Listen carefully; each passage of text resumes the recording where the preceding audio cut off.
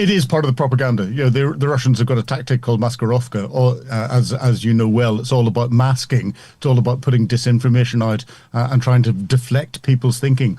Russia knows that it can try and create Ukraine fatigue amongst Western countries, and we're seeing that and the frustrations with Donald Trump and some of his negotiations. Russia could freeze the conflict in a way that it can sustain it for a period of time, but that length of time is going to be dictated by Ukraine's actions, and it's Ukraine's actions against Russia's ability to continue to fund the war.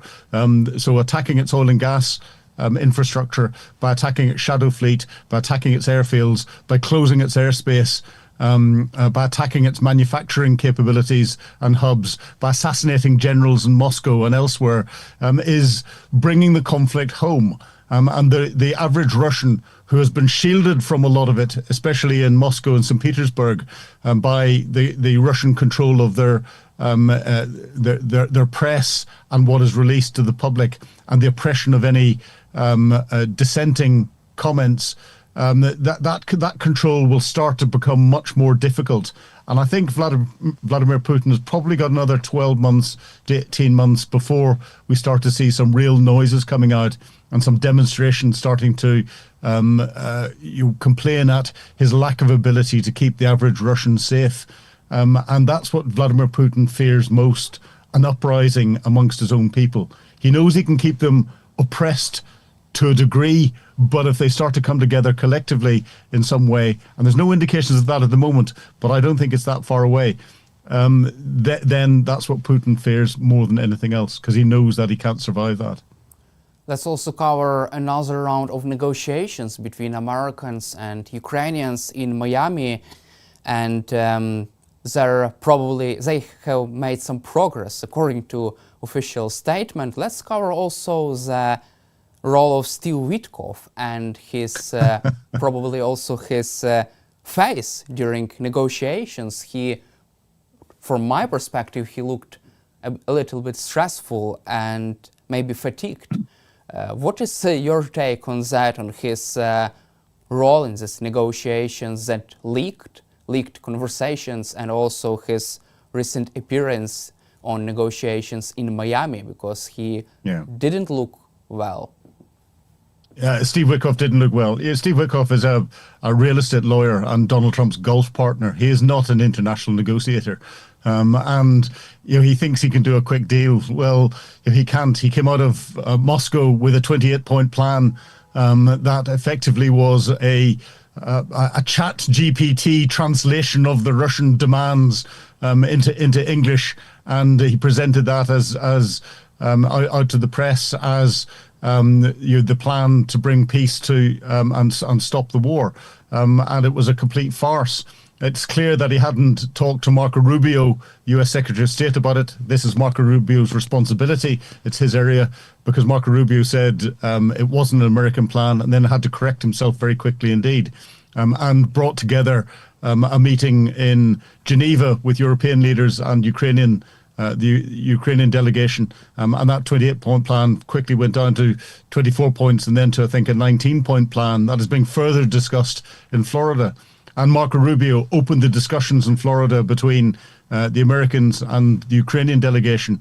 And as he was speaking, the body language, the expressions that were coming out of Steve Witkoff were very interesting indeed. He was feeling very, very uncomfortable indeed. And Marco Rubio was directing his comments as much to Steve Witkoff as he was to the Ukrainian delegation. And I know Rubio and Witkoff don't get on well. I'm concerned that it's Witkoff that's going to take the results of the negotiations that are happening in Florida and take those back to Moscow to sit down with Vladimir Putin and talk them through. But I think this will show Witkoff's naivety, because I'm pretty certain that whenever the whatever is agreed in Florida is presented to Vladimir Putin, he will turn around and say it's unacceptable and refuse to sign or to negotiate any further. And it's Witkoff that will come away looking a little bit daft with his lack of ability to get a peace agreement across. How Donald Trump's going to react to that or not, I don't know. There's a lot going on internally within the higher echelons of the US, especially between Rubio, Witkoff, J.D. Vance, who's been very quiet, the US Vice President, and Pete Hegseth, the Secretary of State for War, now that they've changed the Department of Defense to the Department of War. Don't you think that Steve Witkoff's naivety is the main reason behind this new push to make this deal on the war in Ukraine?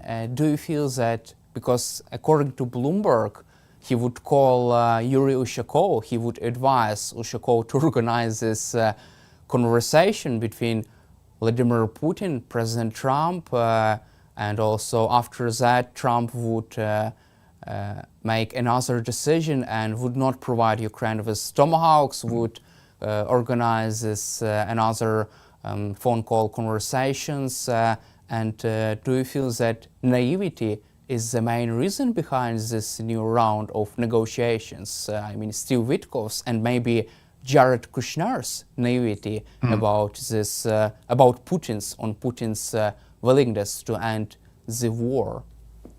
Yeah, I think Putin wants to end the war, but he knows he hasn't got a way out to do it. Putin is hurting at the moment, and if he could find a way out of giving him what he wants without having to fight further, hence why one of his demands was to be given the whole of the Donbass without having to fight for it.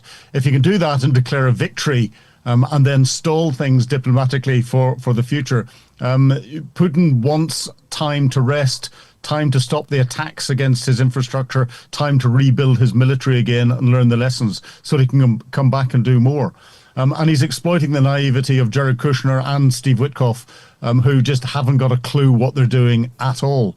But so I think Putin, if he could find a way of declaring a victory and stopping the fighting, he would do it. But he's not going to do anything that won't give him everything that he wants. I think Donald Trump genuinely wants peace, because he wants to get his Nobel Peace Prize.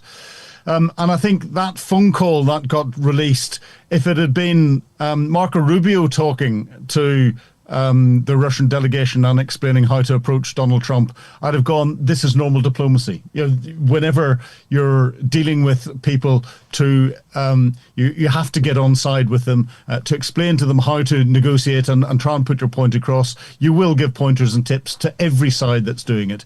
But with it being Steve Witkoff doing it, I think Witkoff was deliberately trying to manipulate things so that his deal would get through. And it wasn't normal diplomacy. Everything is complex, and it's the subtleties that there are between the personalities, between the words that are being put out, between how each side is seeing things. It's those subtleties that people miss.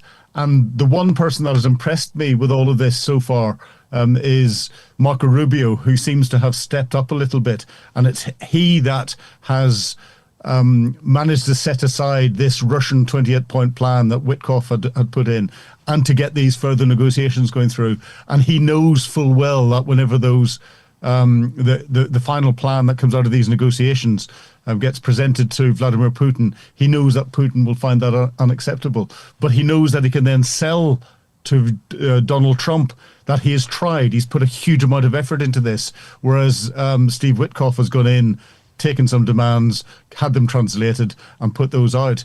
Rubio is spending a lot of time, in Geneva, in Florida, and elsewhere, making sure that he's dotted all of his I's and crossed all of his T's, as we say in English, to get things right, so he can then convince Donald Trump that it's Putin is the bad guy and not Ukraine.